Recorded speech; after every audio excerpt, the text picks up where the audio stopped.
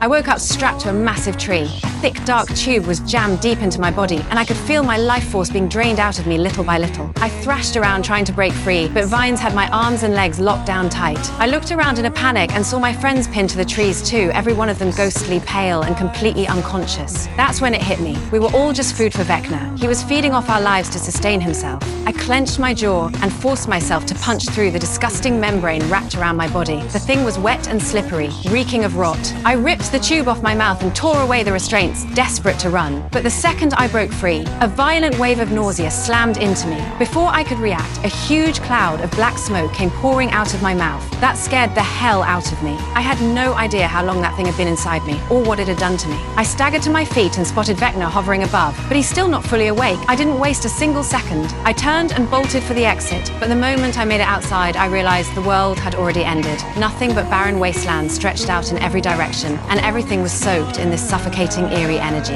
A deep rumble echoed behind me. Vecna was waking up. I didn't dare look back. I just ran, but I barely made it a few steps before I tripped over a crack in the ground. When I looked closer, I realized it was a portal. I whipped around. Vecna was fully awake now, drifting straight toward me. There was no time to think. I jumped. What I didn't expect was to come out the other side in midair, in a parallel world sky. There was nothing holding me up. I dropped like a stone. Just when I thought I was done for, a mysterious force caught me out of nowhere. I could see the fear and worry written all over her face as she sprinted toward me, shouting my name. But right before she could reach me, a massive surge of dark energy yanked me backward. Vecna was casting across two worlds, and that force was like an invisible fist clamped around my whole body. Vecna locked me back in the tree. This time, the vines were tighter. The tubes went deeper. I could feel my mind slipping away, like sand running through my fingers. In the end, I was nothing but fuel for him again, trapped in a nightmare that would never end.